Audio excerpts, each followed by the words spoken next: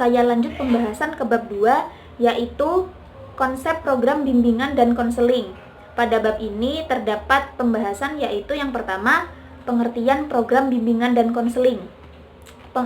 Program bimbingan dan konseling sendiri yaitu suatu rencana keseluruhan dari kegiatan bimbingan dan konseling yang akan dilaksanakan pada suatu periode tertentu dengan tujuan untuk mempermudah konselor sekolah dalam memberikan pelayanan kepada peserta didik dalam upaya pengembangan potensi diri peserta didik. Lalu pembahasan yang kedua, tujuan program bimbingan dan konseling. Bimbingan dan konseling sendiri bertujuan untuk membantu konseli agar dapat mencapai tugas-tugas perkembangannya.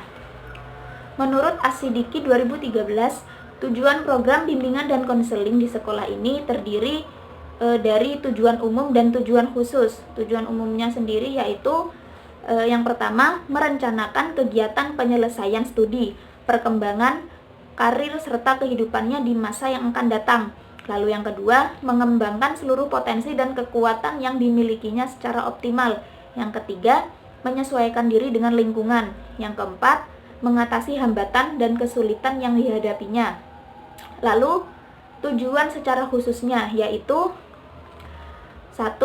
Membantu siswa untuk mengembangkan pemahaman diri sesuai kecakapan, minat pribadi, hasil belajar, serta kesempatan yang ada. Yang kedua, membantu siswa untuk mengembangkan motif-motif dalam belajar. Yang ketiga, memberikan dorongan di dalam pengarahan diri, pemecahan masalah, dan pengambilan keputusan. Lalu yang keempat, membantu siswa memperoleh kepuasan pribadi dalam penyesuaian diri secara maksimum terhadap masyarakat. Yang kelima, membantu siswa untuk hidup di dalam kehidupan yang seimbang dalam berbagai aspek fisik, mental, dan sosial. Lalu pembahasan ketiga, yaitu sasaran program pelayanan bimbingan dan konseling. Secara umum, sasaran program bimbingan dan konseling di sekolah adalah mengembangkan apa yang terdapat pada setiap pribadi individu yang secara optimal agar setiap individu dapat berguna bagi dirinya sendiri, lingkungannya, dan masyarakat. Pembahasan selanjutnya yang keempat, yaitu jenis-jenis program bimbingan dan konseling. Ada beberapa jenis atau macam program bimbingan dan konseling yang disusun dan diselenggarakan. Yang pertama yaitu ada program tahunan, yang kedua ada program semesteran. Program tahunan ini yaitu meliputi kegiatan mencakup 1 tahun ajaran untuk masing-masing kelas rombongan belajar pada satuan pendidikan. Lalu ada program semesteran, yaitu meliputi seluruh kegiatan selama 1 semester, merupakan jabaran kegiatan lebih rinci dari program tahunan. Pada periode ini itu bisa dalam rentang waktu tahunan, semesteran, bulanan, mingguan, dan harian. Pembahasan yang selanjutnya, pembahasan yang kelima, yaitu prinsip-prinsip pokok pelayanan bimbingan dan konseling. Yang pertama ada prinsip yang berkenaan dengan sasaran layanan, yaitu bimbingan dan konseling maksudnya BK melayani semua individu tanpa memandang umur, jenis kelamin, suku, agama, status sosial, ekonomi. Dan bimbingan dan konseling berurusan dengan pribadi dan tingkah laku individu, memperhatikan berbagai aspek perkembangan individu serta perbedaan individual yang menjadi orientasi pokok pelayanan. Lalu yang kedua ada prinsip yang berkenaan dengan permasalahan individu, yaitu bimbingan dan konseling berhubungan dengan pengaruh kondisi mental dan fisik dengan pengaruh kondisi mental dan fisik individu terhadap penyesuaian dirinya di rumah maupun di sekolah.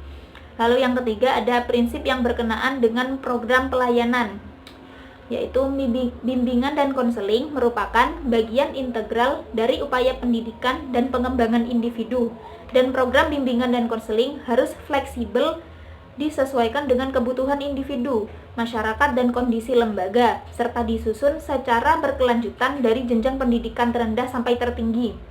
Yang keempat, prinsip yang berkenaan dengan tujuan pelaksanaan pelayanan. Bimbingan dan konseling harus diarahkan untuk mengembangkan individu sehingga keputusan yang diambil dan yang akan dilakukan oleh individu itu harus dengan kemauan individu itu sendiri, dan permasalahan individu harus ditangani oleh tenaga ahli dalam bidang yang relevan dalam permasalahan yang dihadapi. Lalu prinsip yang kelima, ada prinsip bimbingan dan konseling di sekolah.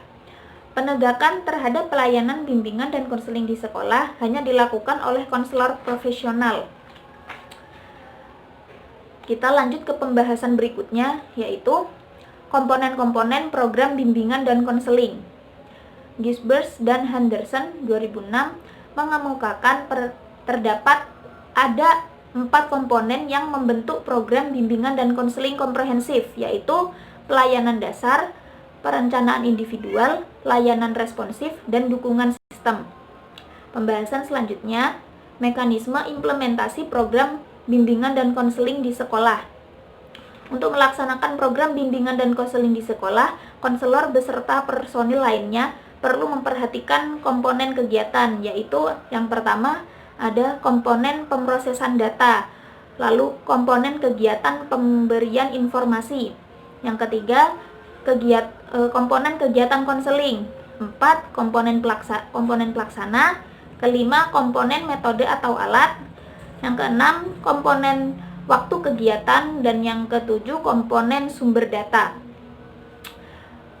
Lanjut pembahasan selanjutnya, yaitu gambaran pelaksanaan program layanan bimbingan dan konseling di sekolah atau madrasah. Pelayanan bimbingan dan konseling di sekolah atau madrasah juga mengacu pada kultur yang berlaku di sekolah atau madrasah.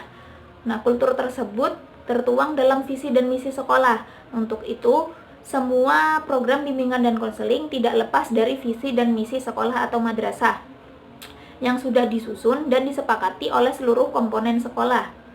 Program utama pelayanan bimbingan dan konseling di sekolah atau madrasah, terutama pada jenjang SLTA, lebih ke arah membangun kemandirian dalam memecahkan masalah yang dihadapi serta memantapkan pilihannya dalam melanjutkan ke jenjang perguruan tinggi. Di samping itu, juga berdasarkan pada salah satu tujuan sekolah, yaitu ingin membangun insan yang berakhlak mulia. Lalu pembahasan yang terakhir pada bab ini, yaitu kriteria keberhasilan pelaksanaan program pelayanan bimbingan dan konseling di sekolah. Menurut Suherman 2013 menyatakan bahwa pelaksanaan program bimbingan dan konseling dapat dikatakan berhasil apabila para siswa mampu menunjukkan perilaku sebagai berikut. Yang pertama, mengetahui dan memahami program bimbingan dan konseling yang dilaksanakan sekolahnya. Yang kedua, mengetahui dan memahami kemampuan dan kelemahan dirinya. Yang ketiga, memahami jenjang pendidikan dan prospek pendidikan yang sedang ditempuhnya. Yang keempat, meningkat dalam pengetahuan, keterampilan, dan sikap serta nilai kehidupannya.